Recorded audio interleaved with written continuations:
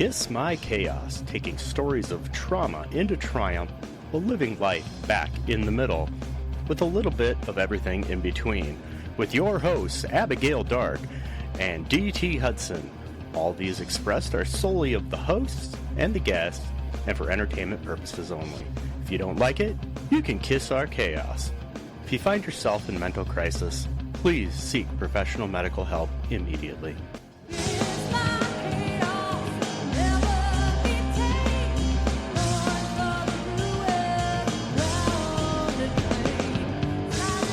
Hey everybody, it's DT Hudson with the one, the only Scream Queen of Halloween, Miss Abigail Dark.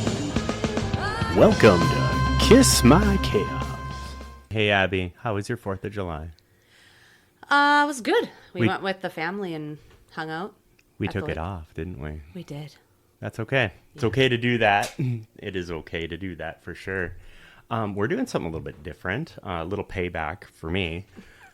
We had to talk about me the first episode, and I think it's only fair because I know Abby well enough. I think we can both agree, and you can correct me if I'm wrong, that if you're going to lead, you best do it by example. And sharing a little bit of our lives or maybe experiences, maybe you can take something away from that, but then you get to know us a little bit better too. So it'll be enlightening because I don't know everything, and I don't know if anybody will know everything, and I don't know if you know everything, but... I don't know if I know everything. Sometimes things come back to me and I'm like, oh yeah. Isn't that crazy? And I have to tell you, just trying not to die. That's the shirt she's wearing. That will be the theme today. We're just trying not to die today. So it's hot. It's a beautiful day. It's not smoky. Thank you, Canada. Right. Yeah, it's like Willie Nelson sitting across from you blowing smoke right in your face. It's not that kind of smoke. Yeah, not really. No, I in preparation for today, I was going through a lot of my, I'm just trying to get notes because I wanted to have a timeline because I didn't want to tell it in crazy amounts. And I started thinking, I have never told this from start to finish. I think a lot of my friends know bits and pieces of my stuff, but I've never fully gone through and told the entire story. So I think it'll be interesting.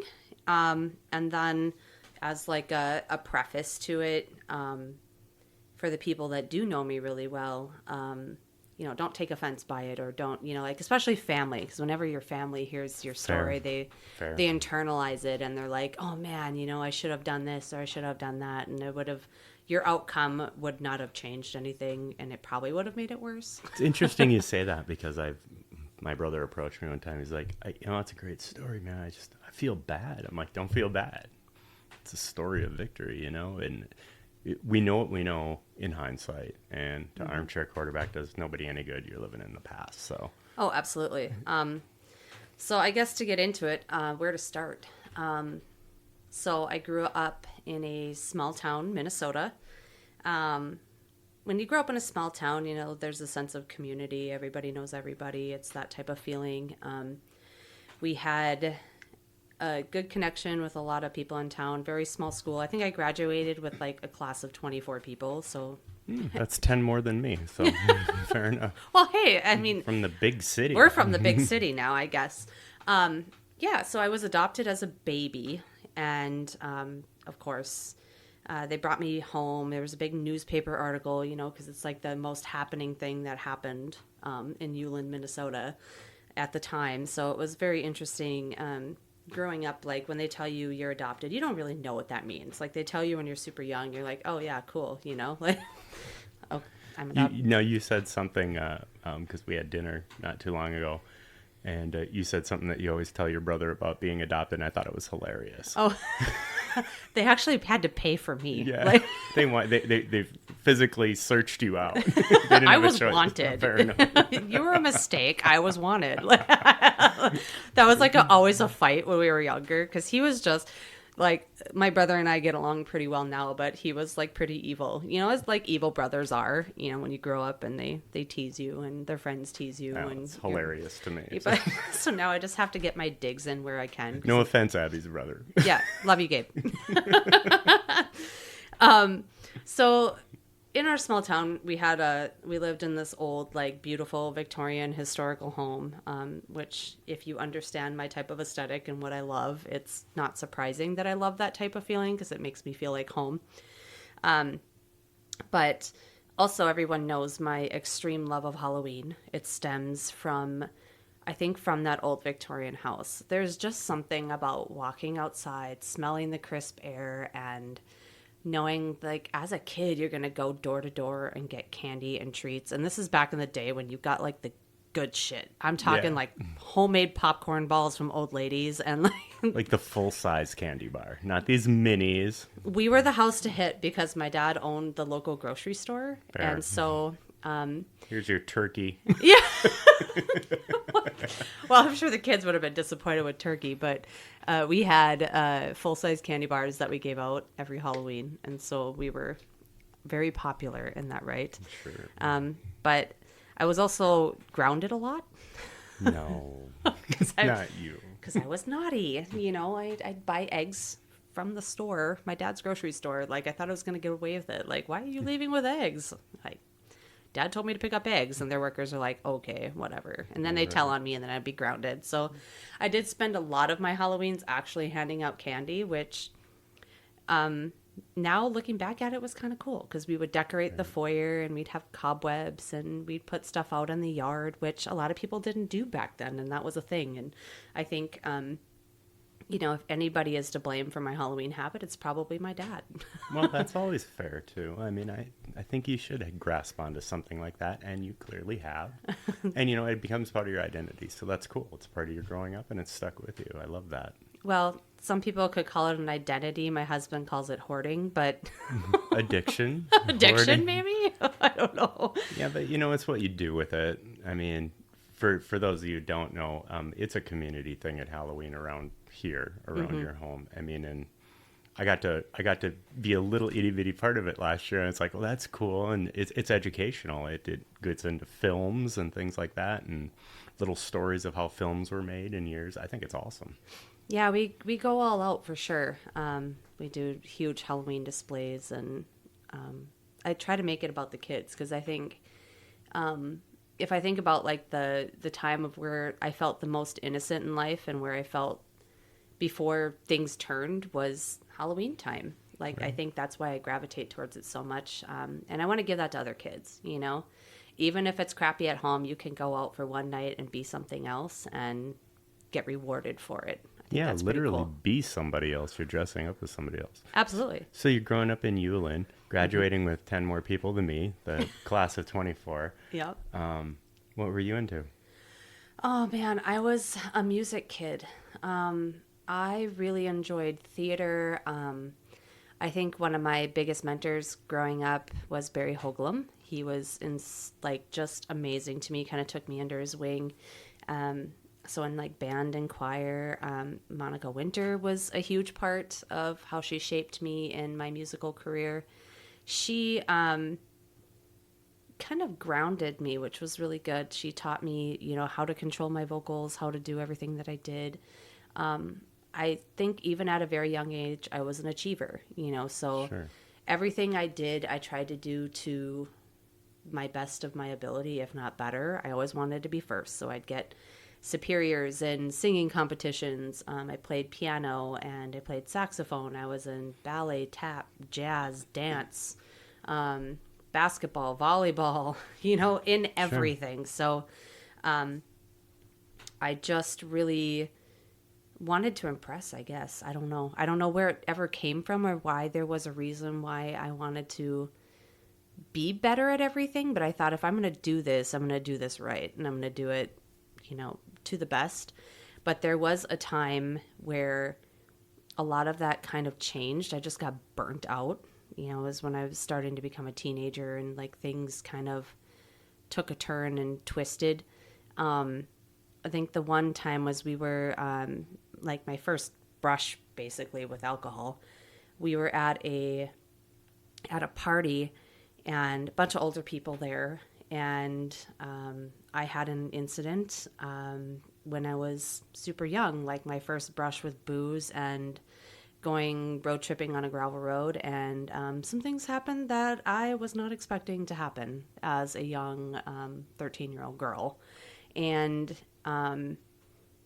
you just don't know what to do with that, because in a small town, things kind of got around that, that stuff had happened in a different way, and you get labeled in a certain way, from that. And so I was kind of like, well, here we are, screw it, I'm this label now, so whatever. So I think in my head, looking back at it, I model myself and have always modeled myself around the people that I'm with. Like, I want them to think that I'm like, yeah, like she's cool or whatever. And when you're a young teenager being shaped by that and then having, a traumatic experience, then things just kind of go downhill from there. So we had after that, we had a community center, and we'd go there and we'd play pool and hang out with friends and stuff. It was like huge for Uland to get this, because there was like an area where everybody could go as kids and like hang out and stuff.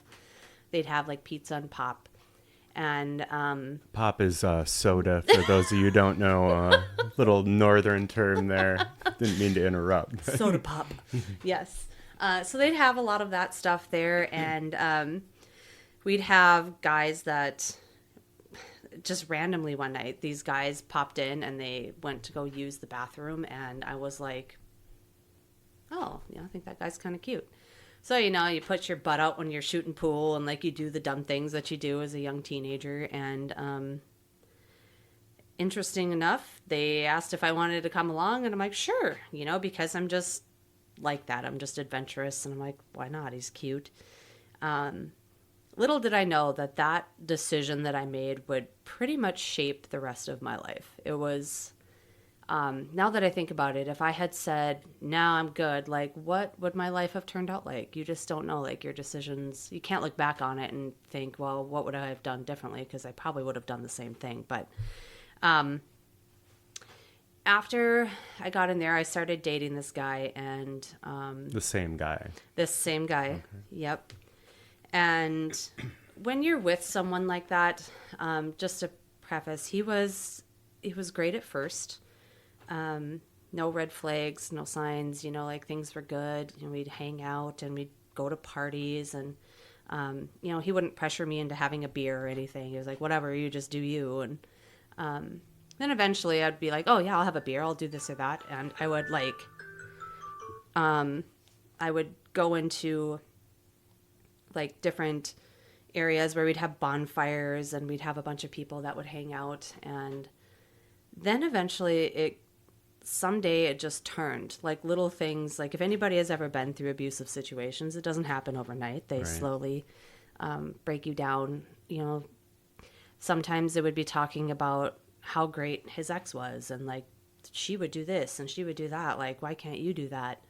So in achiever mindset, you know what you do. Like you want to be better. You want to be perfect for them. So then they don't think about the other person. Was this guy older than you? He was 5 years older than I was. So he was, I believe he was 18 when I was 13 when I started with him. So of course I'm young and stupid too. So I don't know any better. Well, impressionable maybe. I mean. Absolutely. Yeah. And going through a lot of that, I think at some point it turned, and, he would just get super duper violent, like he would pin me up against the wall. He would, say things to me, and, just awful, awful things that most people, but the worst part of it is there was, their friends would be there. My friends would be around, and they would witness it, and they would be like, well, I don't know what to do with that. So we're not going to do anything at all.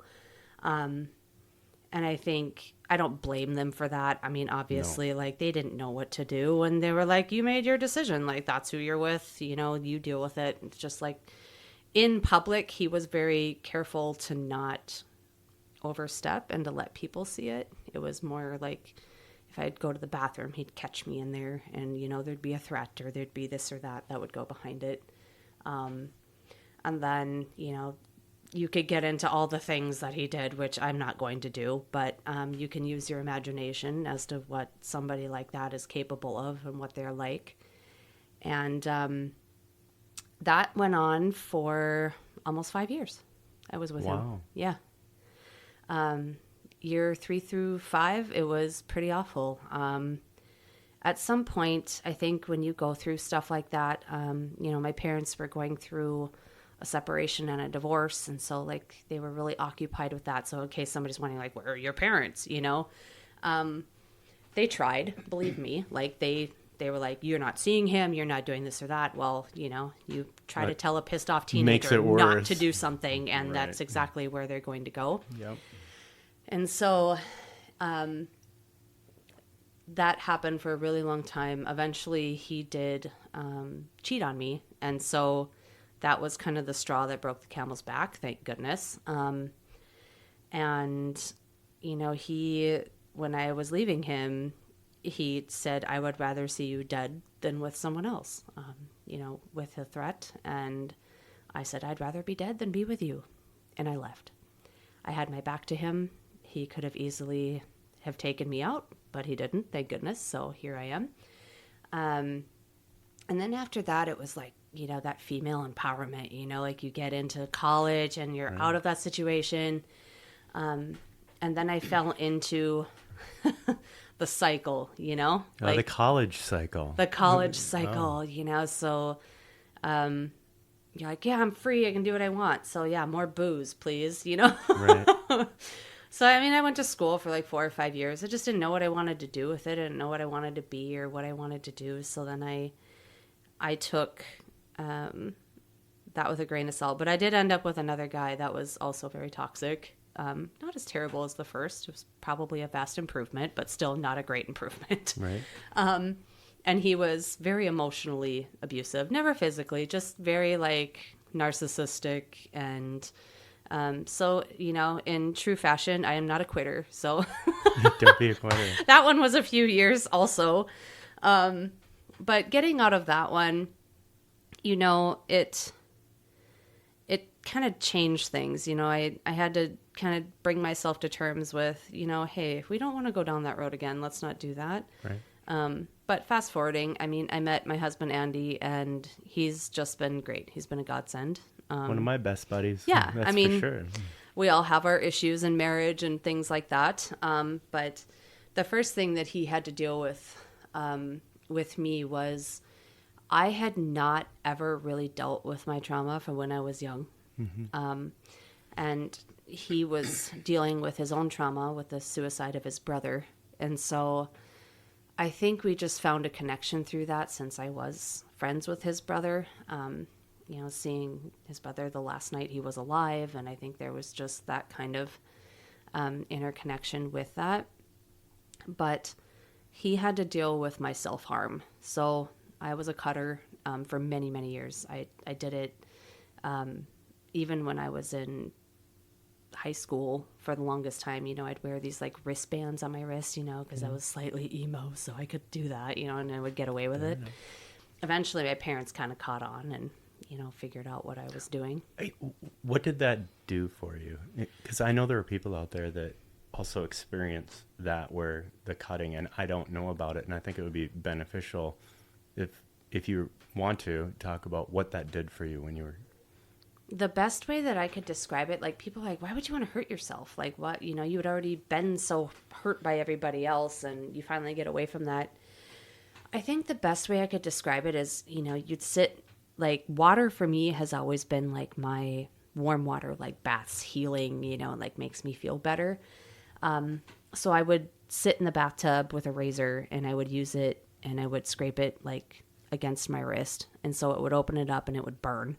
And every time that would happen, it hurt so bad on the inside, it had to hurt on the outside.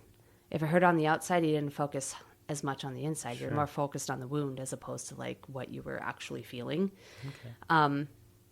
And then I guess it's like a weird release, like with any stupid addiction or, things that you're dealing with. Probably the best way that I could describe it. And I would always go to it if things got hard and then it was like, nope, gonna do that. You tell yourself in your head that you don't want to do that, but you do it anyway. My memory is not very good, but I remember a lot of stuff about you. And you were talking earlier about music, and you told a story to me one time if you were having a bad day when you were younger, how you would just lock yourself in your room for some reason. What did that do for you? I would lock myself in the piano room and I would just play. And I would sing and I would play and it would just make me feel better. It's something about music that really it just kind of calms the beast, that really brings you back to harmony in a way. But yes, music has always been a big part of it too. I used to write down lyrics upon lyrics upon lyrics of things, and kind of put it on paper. And it was a good way to get it out. Sure. In a way, yeah. Still is, isn't it? It is, yeah. I still do way. it once in a while, Right. So that definitely helps. And but yeah, overall, we use music. Andy and I played in a band for a long time. We met a lot of great people through that. And kind of fast forwarding into more recent events, I guess I could say, after we rolled into COVID, you get bored and you start looking at things and then you remember, oh yeah, I'm adopted. Okay, well, people did Ancestry, so then that stuff I talked to a friend about Ancestry, and so then of course it comes up on your social feeds all the time. So you're always thinking about it and like, oh, should I do that? I don't know. But when you're adopted, you have no idea what rabbit hole you're going to open up. Oh, no kidding. Even if you're not adopted, you have no idea. Well, that's true too. At least I was semi-prepared for it. Well, it takes a amount of courage to do it because you may not want to know or you may do want to know, and you're in a little different situation there. Oh. It was very interesting. I did end up finding out after I did it, it matched me, in which I found my sister.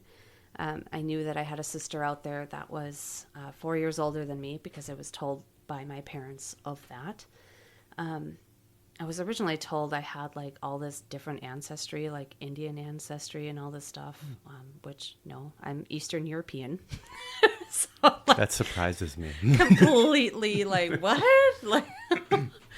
Nope, none of that. No. So, well. But I did end up through my sister, and we kind of I just messaged her through Facebook because I kind of did some detective work, and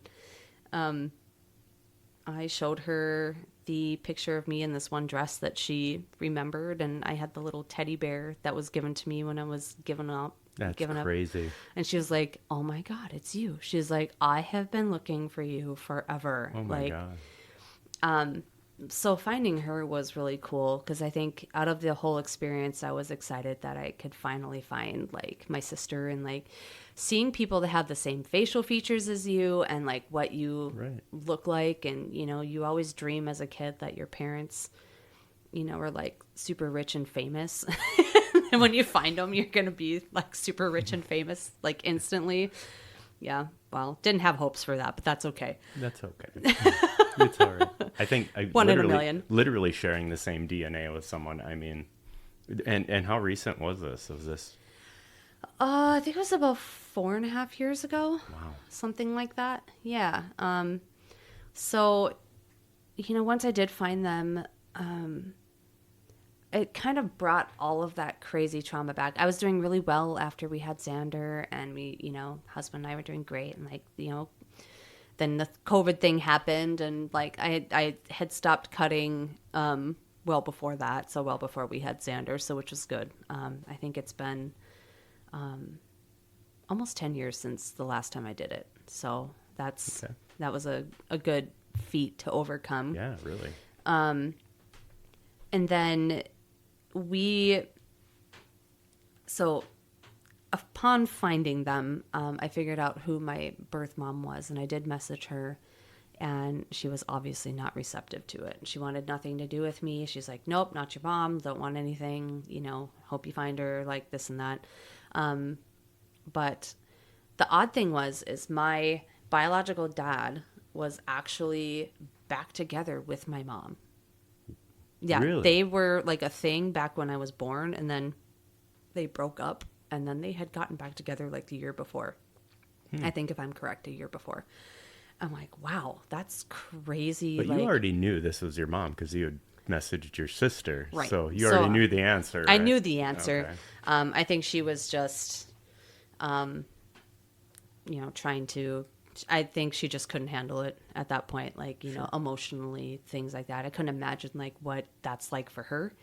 And I'm not sure that I was given up. I think I was taken, according to like theories, Sure. because my sister was in foster care for a year after Okay. that too. So there's a little bit that kind of comes along with that.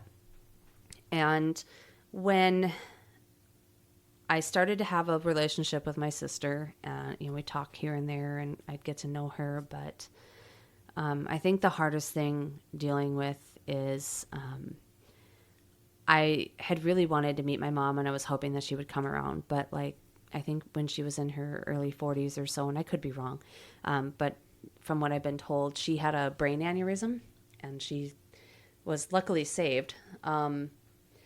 And when, like, a year after I had contacted them, she ended up dying from another brain aneurysm, unfortunately.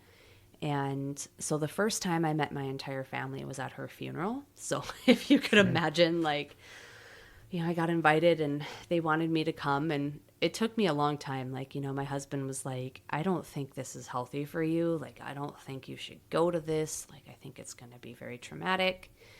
And it was like halfway through the funeral, I had to get up and throw up because it was just a lot. Because I got to learn about my mom's entire life in 30 minutes, through seeing like everyone in there and like what my sister had, gone through, and like obviously like crying and missing their mom. And I'm just kind of like, everyone's like, yeah, you look just like her. Like you're her younger. Like, this is crazy. And it was a lot to take in, like a lot. And I thought, nope, I can handle this. This is fine. And so like on my way back, I drove back that night, and it was just like pouring rain, but I had to like pull over and just cry. Like, I think I sat on the side of the road, and I think I cried for like an hour because it was just like very traumatic. It was a lot. I think it's a good thing you did that. First of all, for safety, Right. clearly. Was it But raining or was it my eyeballs? I'm not sure, but as you talk through this, not knowing a lot of this, I'm like, holy shit. I mean, yeah. and you a lot. went by yourself. I did. And if Yep. you know Abby, you probably wouldn't be surprised about that, because probably one of the strongest women you'll ever meet. But that's above and beyond. That's a lot. I mean, you're meeting your biological family for the first time in person at a funeral. Right. I had thought like there was a 50-50 chance, that I wasn't going to go. But then I thought, if I don't do this, am I ever going to get this chance again to like be able to get to know them or see them or, That was going to be my question. I mean, what was the thought process with you and Andy talking and everything leading up to this? I mean, that's a huge decision to make. He was like, yeah, no, Right? like, I don't think this is good. But I think in my head, I thought maybe this will be therapeutic. I will get to meet her. And so I got to say, when I walked in, I did go up to, like, she was an open casket. So I did get to go up to the casket, and I put my hand on hers and I said, I forgive you. And that was huge for me. Oh, yeah. Like, oh, here, I'm going to cry. But I think she didn't give me that chance in life, so I was glad I got to do it in death. So it was therapeutic, and it felt good, and I felt stronger because of it. But I didn't really, after I got back, I didn't really deal with it a whole lot. It was like, oh, that's done. Okay, moving on to the next, right? So like, oh, okay, feeling better. I don't have to deal with this anymore. But it stemmed into, like, I've never had, at least never thought I did. I mean, I was a normal human. I'd binge drink, hang out with your friends, and, you have cocktails here and there. But it got to a point where I would drink to excess just so I could cry. Because I couldn't cry other than that. And it was, so I'd pound like a bottle and a half of wine just so I could like feel something. And that was not healthy either. Having a young son at home and, just drinking yourself stupid just to numb it, like, wasn't good because I'd be hungover, I'd be throwing up, I have my toddler crawling on my back, and Yeah. you know, like that's not good. It's not healthy. It's not improving anybody's situation. And then, you know, the overstimulation and agitation that I had all the time just because of not dealing with all of these things. So eventually I did decide, like, I've got to talk through this with somebody. If I don't get help, this is not good, you know, because Right. I was starting to have more of the, you know, the cutting thoughts and, you know, suicidal thoughts, and just thinking like everyone's just better off if I'm not here. You know, I don't want to screw him up the way I got, you know, that I do. And, you know, I just didn't think I could change my ways. And then, you know, after I started getting some therapy, I'm like, okay, what are some things about myself that I don't like? And so I started kind of going through the list of like, I don't like feeling weak and worthless. And, you know, I on top of all the drinking and everything, I would like drown my sorrows in food. You know, like food was a sense of like relief too. So then I was eating a lot, not taking care of myself in general. I just had given up. And I think that's kind of where the change happened. I started going to my friend Tracy and Casey, literally started to like save my life because I was like in a spot where I was just frustrated. You know, I was kind of going to Crunch Fitness, but I didn't know what I was doing. You know, being a woman in a gym and not having any background in gym or like how to do any of these things, like in the weights, it's very intimidating. And then you've got like trainer gym bros that want you to Yeah. just, you know, when they do offer to help and you get a session, they show you what they think some young, you know, whatever girl should be lifting. And so I was frustrated with that because I'm like, well, that's not doing anything. I don't want to walk on a treadmill or, you know, an elliptical. I wanted something different. So then I started going to F45, and man, like how amazing of a uplifting community it was. And that's a like, gym too, right? yeah, it is. And this is not a plug for F45, but seriously, like it gravitated for me. What was the difference there? The support. Okay. It was like going to a retreat like every day, you know, like Right. I got to go in and lift heavy shit and like be Yeah. praised for it, you know. So when you have a natural achiever mindset, like there was always a goal, another goal, and another goal that you could continue to keep working towards. And man, that was cool. I'm like, I love this. And so I really started getting into that and like learning more and more about nutrition and the lifting. And then, you know what pissed me off? If I was hungover, because then I couldn't lift. I couldn't do the things I wanted to do. Right. And then I saw my friends who were sober, you know, they'd been sober for a couple years and like living the life and doing the things. And I just, it took me a while to get there, you know, like Sure here and does. there, I'm like, oh, I'll just stop drinking here and there during the week and try to slow down. And, but, you know, eventually it would like rear its ugly head again. And then I was like, you know what? I don't need this anymore. I didn't feel like I needed it. I was like, no, I think I'm ready to be done. And of course, you know, my husband is a recovered alcoholic. So it just made sense because he and I, when I turned 40, we're having some marital issues that we kind of worked through. And part of it was me still drinking and him not. But I wasn't healthily drinking. It wasn't like, oh, I'd go out and have a couple beers with my friends and come home and be normal. I'd go out and I'd come home and be like belligerently drunk. Because then I was like, well, no, all of our marriage problems, I'm just going to put it out there now because I got the courage because I'm wasted, you know. And so I made the decision to stop. And I said, okay, I'm not going to drink anymore. And that was hard. I'm sure it was hard. Because right after that, like our work got us a trip to Mexico. And so it was like a manager drunk free for all. Oh, I'm sure. Like being recently sober, it was like, oh man, how do you manage life being sober now? So like that was a whole thing. Life is funny that way, how it'll challenge you right away after you make a bold decision like that. I mean, that's pretty extreme, but yeah, I totally get that. And making that decision, I hope as people listen to Abby's story, one word sticks out to me every time. It's courage. She's made, in my opinion, she's sitting at the opposite end of this table and can't reach me. So it's courageous. You've made courageous decision after courageous decision over and over. And every one of those courageous decisions has been positive.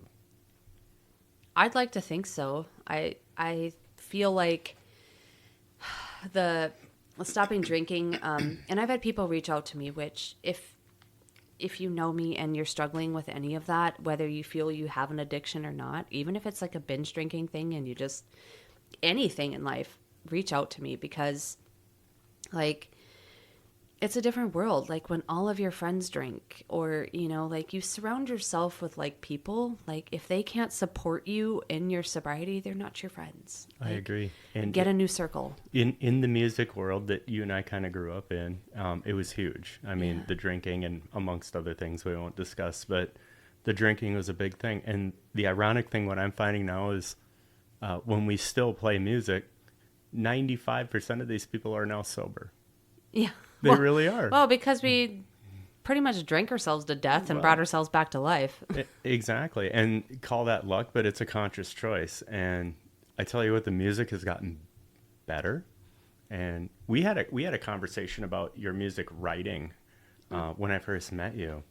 And you're like, that's when I would write my music. That's when I'd write my music. And I can't imagine. It's hard. It's like a shift, right? And I'm like, no, I'm going to do it sober. You know, because when you're under the influence of something, just like having an argument with a spouse or something, the emotions are really easy to pour out. Yeah, it makes me think of like when I first started doing it, it made me think of Metallica. You know, like they were shit-faced writing like Ride the Lightning. Yeah. And then they wrote Load sober, you know? Yeah. And we all know what fantastic that album is. I'm not commenting. Sorry, Lars. Sorry, James. If Sorry, you're listening Kurt. to this Metallica, it's the truth. I'll put that. I'll stand by it. I'm sorry if you like that album, but I did not. It wasn't my favorite of that. It isn't. No, but they did it. They did it. Yeah. So every single day is a conscious decision to say, and it, you know, it's even harder when I don't think you're an alcoholic. Like, I never considered myself an alcoholic. Maybe I was, because I was using it as a crutch. But I never relied on it. I never craved it. I mean, if you told me to go 3 weeks without it, I'd do it with no problem. No withdrawals, no issues. And completely functional. Oh, yeah. Like, I never missed work because of it, or had, you know, all the issues. So I think navigating the new world, you know, with my company and galas and things like that, you know, it was never like, hey, you know, congratulations, you did this, or, you know, it was a decision for a better me, because it wasn't furthering my health or my journey in any way. And I wanted to model to my son, with having so much alcoholism that has run in our family, you know, because I think my dad struggles with it, my biological dad, I should say. And I know that it runs in my veins. You know, I'm a very addictive personality, as we've heard. You know, like, I don't do anything small. So she does not do anything small. So I do everything. Just gonna have to trust us on over the top, you know. So I wanted to make sure that my son was going to grow up in a healthy environment, and that he was going to see behavior that was positive. Would I tell him not to drink when he's older? That's his decision. He can decide, but just so he knows, he is prone to alcoholism just because of our genes and like where we come from. But I think being in that realm and in that space, that achiever mindset, after F45, I started lifting more, and I started to just find happiness in it. And I found that I was able to channel all of that negative energy into that. God help my family if I have to miss leg day. I mean, it's... because, I mean, most people are like, why do you want to go to the gym? But I don't know. I think there's a lot of people out there probably shaking their head up and down saying, yep, I get that. I think so. I think get there is that. a whole community about that. And I'm finding more and more that like recovered addicts really gravitate towards that because there's a serotonin or there's like a high that comes with it, you know, Sure. with your mental health that you get from lifting. And it's a goal to work towards. So that achiever mindset of like, hey, and it's something that takes forever because, you know, body dysmorphia is really a thing. So you're constantly trying to achieve that next thing. So, Can I back up just a little bit? Yeah. Okay.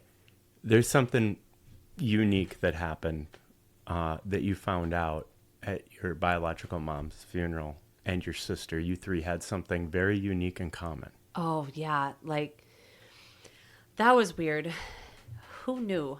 So my mom and my sister are Halloween addicts like me. I'm not talking a little, I'm talking a lot. My sister in Preston, Minnesota runs a very large Halloween haunt.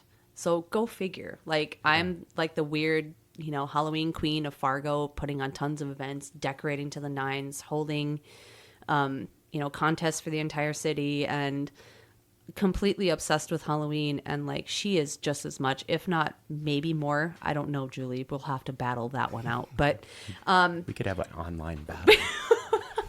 But to know that like that was their bonding thing throughout their entire life, like they always had Halloween parties and they would dress up and get together and like do that.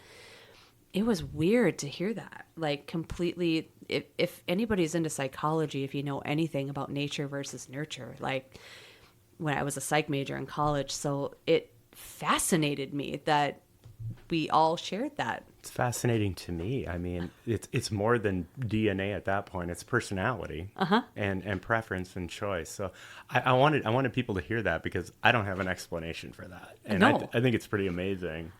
There is no explanation for it. Like, how do you? I mean, I've always been that way, and then she's the exact same way. I mean, she's pretty good with her gore and like her. I try to keep mine a little more kid friendly, you know, Right. because it's out. They don't have to pay to come see mine. Right. Well, that's But, fair.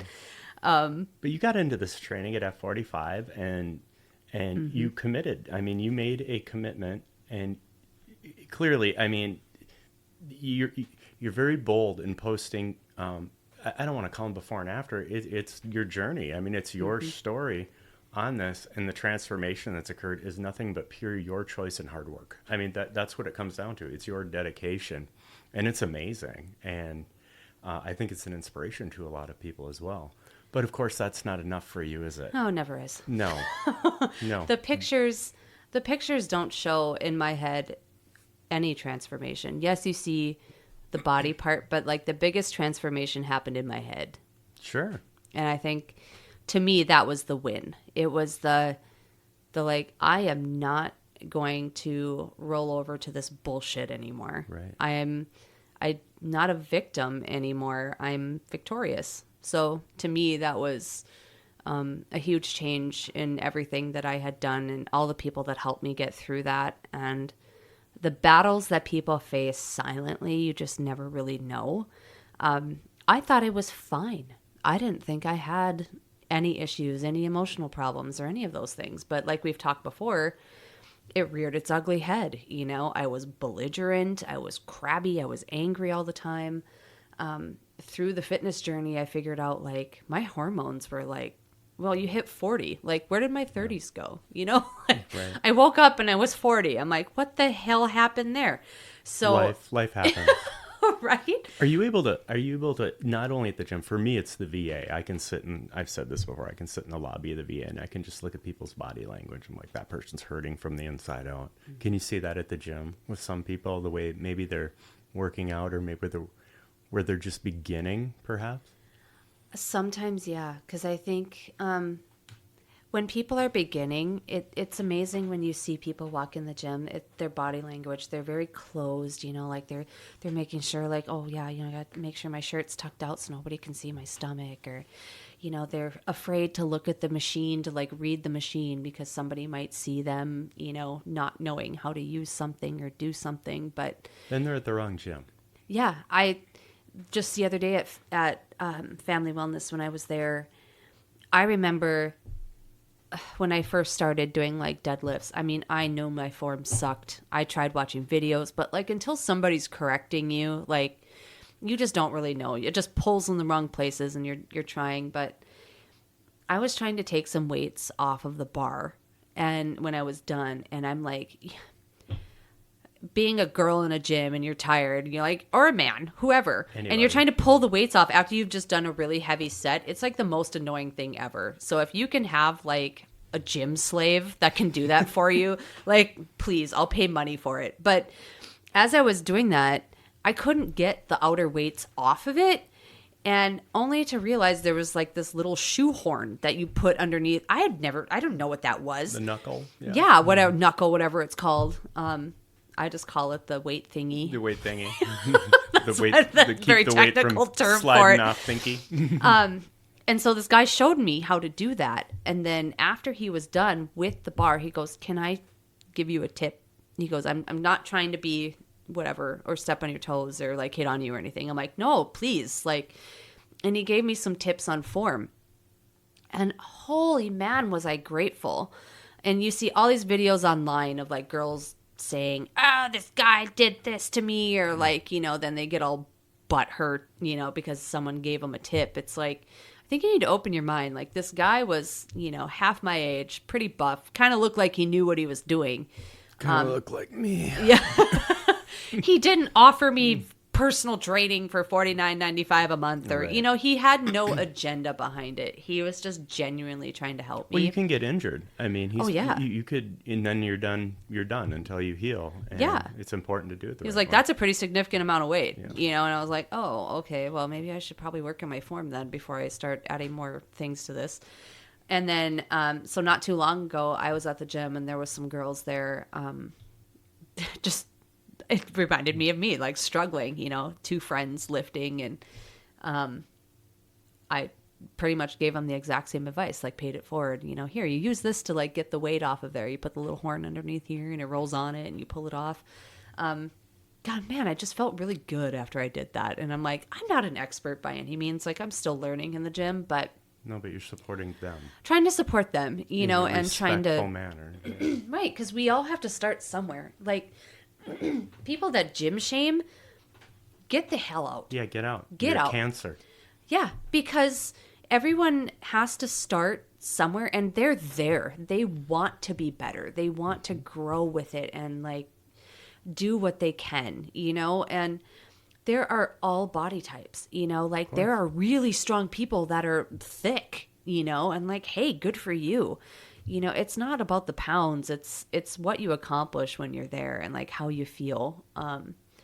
I think, you know, even like getting my hormone stuff in balance, that's helped me immensely with my attitude when I come home, you know, just having some of that. And, you know, when we get to some of our other podcasts that we're coming to, he'll know a lot more about that than I would. Right. But like, just in my personal experience, I have found a direct correlation with my mood and sugar.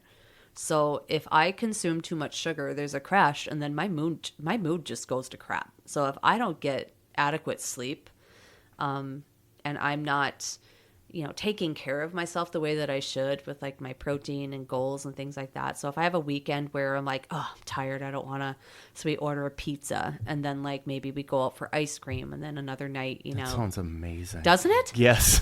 And then you have dessert, but like, then I just feel like garbage. My stomach hurts, and I'm moody, and I'm crabby and agitated on Monday, and I'm like, you know, if you do not fuel your body to get to the next level, I mean, I'm not saying never eat those things, like never do that, but understand that you're not furthering your progress. You're only taking a step back. And I'm not saying get rid of sugar, get rid of all the things, but like, if mood problems is part of your issue, continuing down that path of eating garbage and crap and things that you can't pronounce in your food, you're going to have that output in your life, like your energy, your mood, you know, sex drive, all the things, you know, I notice a huge difference in how I feel with how I fuel myself. Sure. You know, it's interesting you bring that up because just last night, one of our future podcast guests that you were alluding to, is training for a 100-mile race. That's amazing. It's not. It's psychotic, but no, it's also very much amazing. But if anybody I'll never do it. But if anybody can do it, he can. And I was asking him a million questions. Well, he trains around the lakes area, and we were sitting at a place we call the Office. Also, not a plug for a bar, but the Hub 41. And he had 4 beers and had chicken wings and polished off my jalapeno poppers. And he doesn't have an ounce of body fat on him. And he's very public about what he does. But his whole notion is you can still do this, but this is the cost and this is what you have to do. You can't cut everything out of your life or you're typically destined to fail. You have to have balance. It's all about balance. And like, if you want to look, like, you have to have realistic goals for one. Okay, if you want to have pizza and beer, you're never going to look like a bodybuilder all the time. You know, like as a woman in her 40s, you know, new to nutrition and all of those things. You have to understand, like, it's a once in a while thing. You know, you can still do it, but he also, like, looks amazing because he runs like 25 miles a day. He does, but it's also a big thing for him is the nutrition. It's like you can do this and this and this, and I can't wait to have him because he's going to go through his journey of when he was in college and when he made his decision to do what he's going to do for a living and why. And he takes a completely different approach to it, and it clearly works for him, and it's working for his clients. And people were coming up to him and patting him on the back. Some of his clients were in there last night, and it's good to see. I mean, they're happy, they're glowing, they got a light behind their eyes, and he goes, "Yeah, I'm proud of each and every one of them." Because yeah, it's been a crazy journey with that. Like I did some nutrition counseling and some other things, but you know, every person's going to tell you something different. Like, you can't be strict on a diet all the time. It can't be a diet. It has to be a lifestyle change, right? Yeah. And you know what? Eat the cake. Okay. But tomorrow, get back to your normal routine of eating your nutrition and like doing what you were doing. What I loved what you said, not only the physical transformation you said, it's like, again, I keep saying it, inside out. It's like mentally, it's like, you know, I accomplished this today. I did it today. I didn't want to do it. I didn't want to go, well, leg day. You are weirdly obsessed with leg day. But I do like leg day. Not many people do, I'm going to say. But either way, you know, you've found your niche. And even if it's one of those days where maybe you don't want to ride your bike 10 miles or 20 miles, and you go do it. It's like, I did it. I did that today. That's mental toughness, and that takes a lot of work. I think I know what happens when I don't do it. Like, in my head, there's never like, I don't want to do it. It's, when am I going to do it? Oh, fair. Yeah. That makes so sense. I arrange my life to fit it in. Okay. Because I think when people are like, you know, I get up at 4:30 in the morning and I go to the gym. If you don't have time, you make time. They're like, oh, you have time to go to the gym. Like, I'm like, oh yeah, 4:30 in the morning. I can vouch for that. I do get early morning texts that I don't read till about 9.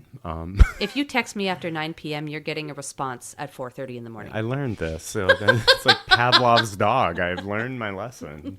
My apologies. Yeah, that's how it works. But yeah, you have to learn to, if you want it, you need to figure it out and you need to schedule it and do it. I think at this point in my life, I'm trying to tell myself, like, what is healthy achievement and what is non-healthy achievement, and I think that's where I'm at. Sure, but you can't let your mind stop from brainstorming. Right. What is the? I'm gonna say it. What is the big news that you're doing next in your fitness journey? I got talked into a triathlon. Talked into it, did you? How do you talk someone into a triathlon? Well, you give an achiever a goal and they're going to say, yep, going to do that. This was only 2 months ago, like not even. My son's instructor for Taekwondo, friend of mine, Carter, Carter's Academy, great thing to do if your kids, to empower them. He is like, you should do this triathlon. Like, you're strength training. You're doing great things. Like, you would do great. Like, it'd be easy for you. You could do it. Like, you could totally do it. I'm like, yeah, okay, whatever. Yeah, cardio's not my thing. I like to lift weights. No, thank you. Like the thought of running like from my house to my garden made me want to pass out. So I'm like, no, I don't think I want to do that. So I'm like, nope, not going to do it. Made up my mind. And he just wore me down, like the next week. He's like, oh, yeah, nope, you should. She's doing it over here. You should do it. And I look at that. And then there's the other person like, yeah, I did it. I'm like, oh, okay. And I started, puts the little thing in the brain. So I start Googling it. And I'm like, okay, we'll just Google the triathlon in DL and I'll look at it. I look at it and I'm like, okay, well, I'm like, what? 500 meter swim, a 12-mile bike ride, and a 5K at the end. I'm like, there's no way I can do this. Get my card out. I'm signing up. Yeah, that's how you do it. And so I'm like, if I sign up for this, I'm going to have to commit to it. And so I don't see anywhere where it said it's a race. It's a triathlon. Well, there are people that win. Yeah. Okay. And I'm not going to win. I think, aren't you though? I mean, if you do what you can do, even if you have to walk for a while and you finish, that's a win. Well, to me, if I finish and I don't, need a defibrillator or any of those things. I promise you, I have an AED. I'll take the pontoon and I'll be right alongside you. Perfect. So when I did this, I thought, okay, I signed up for it. Now what? So I started little by little, Thursday nights, they signed me up. I had people reach out to me and give me tips and pointers of things that I could do. So there's this like triathlon club in Fargo. So I joined that. And then I started going to Thursday night swims out there. And they would be like, okay, here's a wetsuit. Here's a buoy, like get in the lake. This is where you swim and what you do. Well, that type of swimming and like normal swimming are two different beasts, right? So like you have to learn how to breathe with your face in the water. Well, then I had to start researching swimming, right? Like how to swim properly. And I had another friend, Aaron, reach out to me the other night. Super big help. He used to be a competitive swimmer in high school. Sent me a lot of great tips. Daniela Ramirez gave me a billion cycling tips, only to realize, this is great. So I'm like going to do this triathlon on this mountain bike, right? Because I don't know any different. I'm thinking it's a bike. Like that's what you ride and whatever. I'm out riding my bike and these like awesome cyclists go by me. And as that happened, I fell off my bike and my pedal fell off. So as you can imagine, it was like, okay, I think I should probably buy a proper bike. And so I got a hold of her and she was like, you should look for this and this is the height that you would need and this and that. So okay, so I bought a bike. Well, only to realize like now you need a triathlon suit. Like you need something to wear for it, preferably something with like lighter butt pads. So like when you're riding the bike, it's not as terrible, but it's something you have to wear when you go into the lake. Also, so you don't drown, you could wear a wetsuit the first time. So like in the back of my head, I'm like, okay, so now I need to get a wetsuit. So I tried swimming once with a wetsuit and without one, but I think just to be responsible, because I know I'll be nervous that day and like I have a kid to take care of for the rest of my life. I probably should wear the wetsuit because wear the wetsuit. Just in my brain, I'm thinking that's going to be the best way, to not drown. But okay, let's get back to the bike. First of all, the first bike didn't have a pedal and you were wearing your son's biking helmet. I did not have a proper helmet, so I had to wear. My son has this helmet from Walmart that has these like big rubber spikes. Yeah, it's a mohawk. It's a mohawk. It's like, you know what? And I fell off my bike. So if anybody feels that they are gonna be like ridiculed for anything at this, you couldn't possibly be any worse than I was that day. I have an idea. We can have you win this thing. We'll just use psychology. When you're swimming, I'm going to get you a shark fin. Oh. People will scatter. It's going to be it'll be great. The freshwater shark of Detroit Lakes, Minnesota. Shark Week. So yeah, and I think now my biggest I've learned that I can do 500 meter swim, so I can do it. It's not pretty, but I can do it. But I've never done all three in conjunction yet. Mm-hmm. And the triathlon is August 16th, so I do have still just a tiny bit amount of time to prepare. I wish I had known about it the year before. Like Sure. I would have loved to have had a lot more time to prepare for it. But I have done 10 to 12 miles on the bike. So I think my next Achilles heel is the running. So, Sure. I'm not a runner either. oh, I hate it. If I'm running, you best follow me because there's something chasing me Yeah. usually. So Maybe I need someone to run behind me with a chainsaw. I'm well, not sure. There you go. That can be arranged. But like, yeah, I've been getting this like plantar fasciitis stuff in my heel, so I've had to figure out how to deal with that. And then I do 1 lap run and 1 lap walk right now. And Then there's that's no very way good. I'll run that whole 5K. I know I'll be dead by then. I'll probably be so tired. But I think like mental mindset, if I have to crawl across that finish line, I will. I think that's the important part. Yeah. I will finish this race in the back of my head unless I get injured or something happens that is out of my capabilities. But in the back of my head, I just want to finish it. It's not going to be something you're going to quit just because you just don't want to do it anymore. So if there's a physical injury, and that's really a good point for anybody doing stuff because one of our future guests raised some money for our nonprofit Operation Check 6, and his goal was 24 straight hours of pull-ups. He'd take like a minute break in between, and he was about 12 hours into it, and he pulled his bicep. Oh, And so we had to shut it down. I mean, but that's being responsible. right. Because you have to. But imagine that, 24 hours of pull-ups to raise money for a nonprofit. Have you ever been to my Instagram? Yeah. I can't even do a pull-up. Wow. I have been like on this pull-up journey for like a year and a half, and like those are, who thought they would be so hard? As a kid, you were like flinging yourself up like with your pinky, and then as an Right. adult, it's like everything goes straight to your rear end, and then you can't get it up anymore. What was that? What was that insane torture device? I don't know if you had it where you grew up, but it was the pegs where you had to put the pegs in the hole and climb up.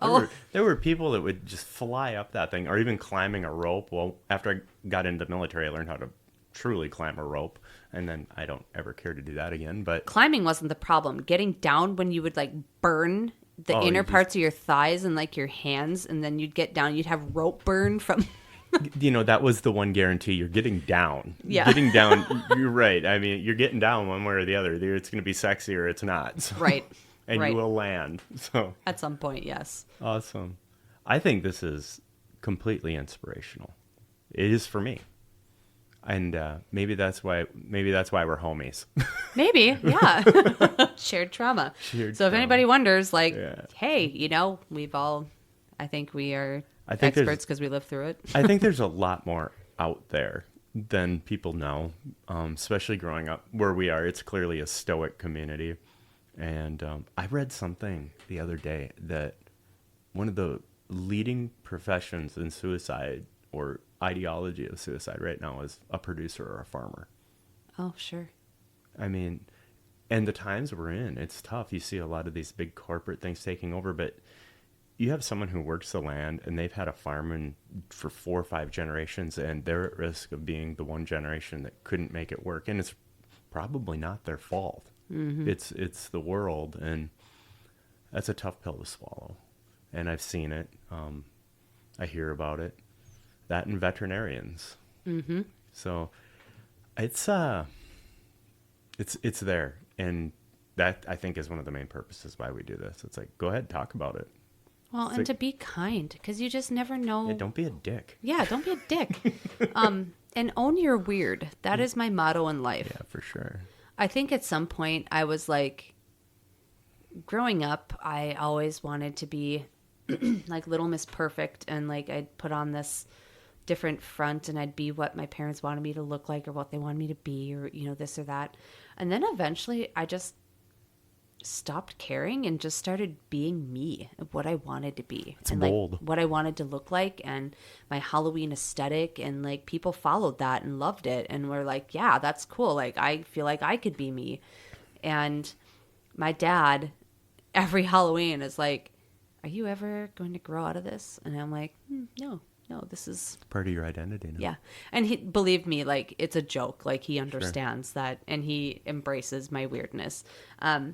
But I think as adults, we need to show our children that you just need to be yourself, and you need to be weird. Like, I think nowadays, like, weird is cool. Like, do what you want to do and be yourself and project that to the world.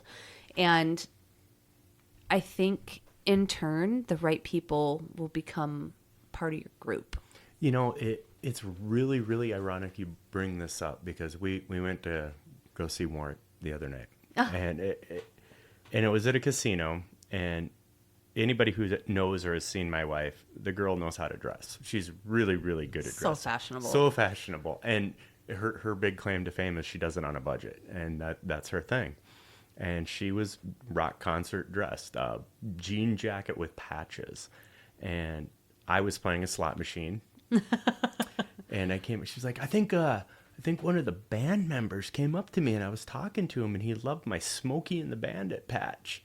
I'm like, one of the band members did not come up to you and say that. I go, it's probably somebody that works backstage, and that job's very important too, but I assure you it wasn't one of the band members. Well, lo and behold, it was the bass player.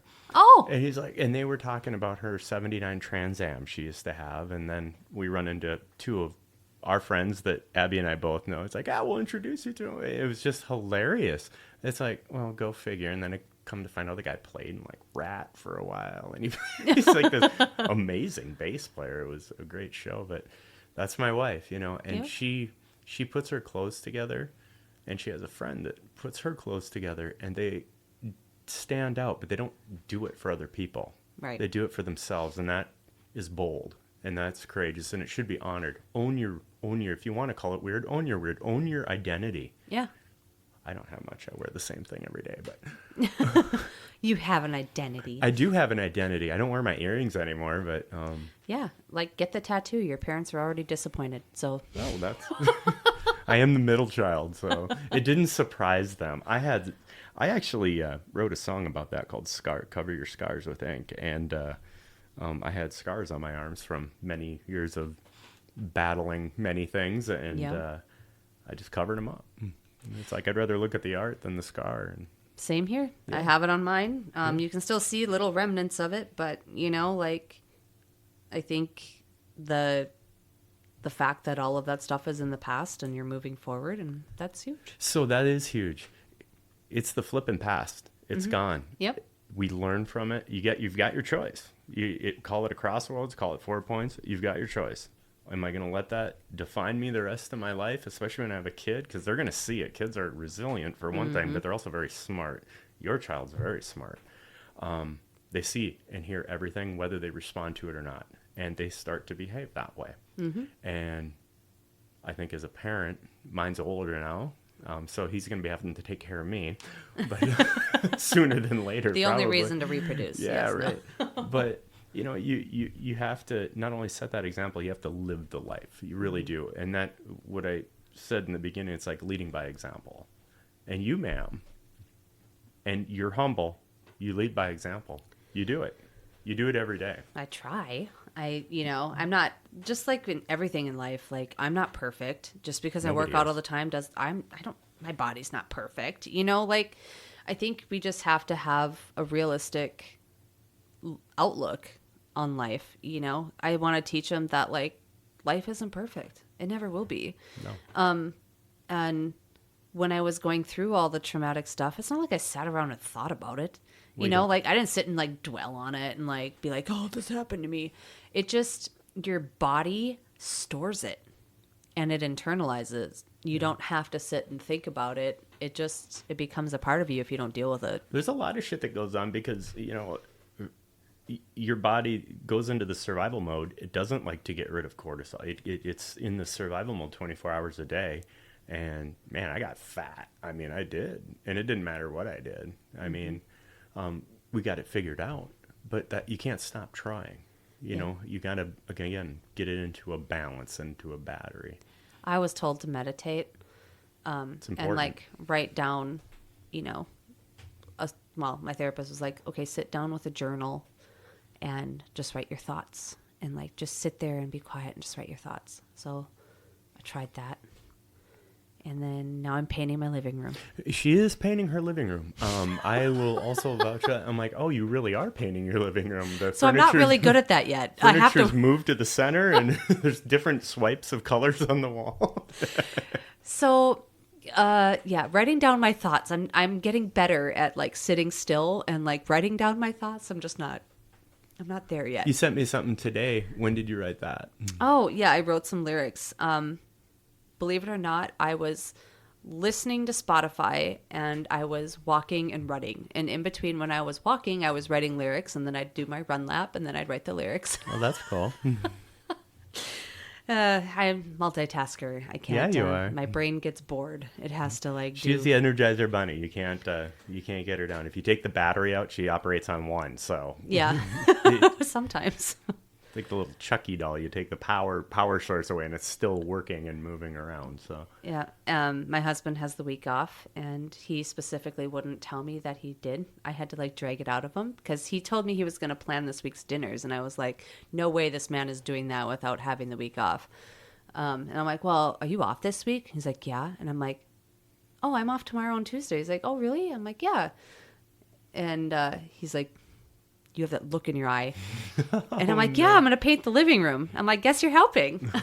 And he was we're putting like, a second "Damn level it!" on the house. Congratulations. he's like, he was hoping, like, because, you know, whenever wives know that their husbands are off, it's like, oh, we're going to give you a list now. And so he was trying to avoid the list. But So you get to get screwed here at the end.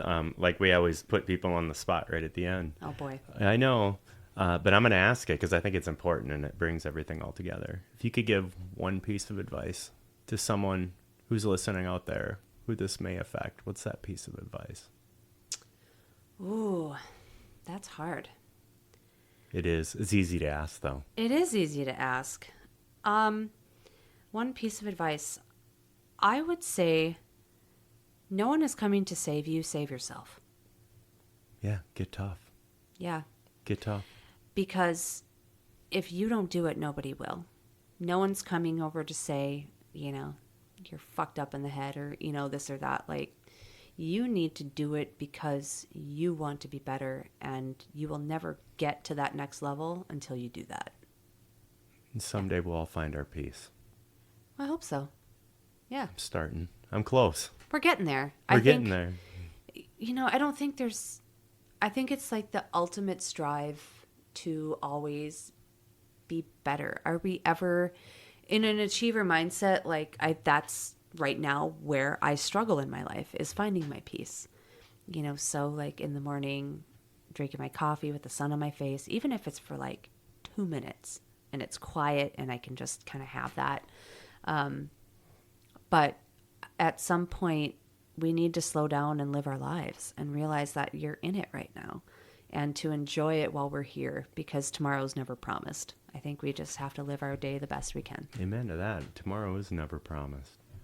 What did we miss?